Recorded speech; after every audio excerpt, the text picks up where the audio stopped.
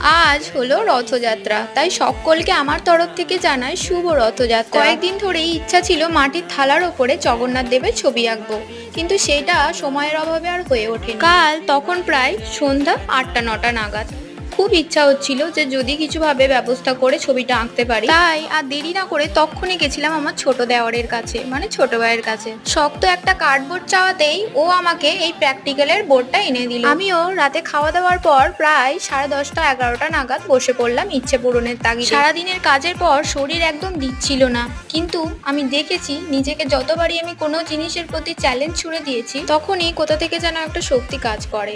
এরকম অনেক না জানা কাজ আমি যেন মনের জোরে করে ফেলেছি। ইচ্ছাটাকে মনের জোরের দ্বারাই পূরণ করে নিই। এই যেমন এই ভিডিওটা দেখলেই বুঝতে পারবে, কালার শুকিয়ে যাওয়া, কালো রং না থাকা, এগুলো কোনোটাই আমার ছবি আঁকাকে আটকাতে পারেনি। ঘুম ঘুম চোখে প্রায় রাত 2:30 নাগাদ আমার আঁকাটাই কমপ্লিট হয়ে যায়। আজকের মতন চলি।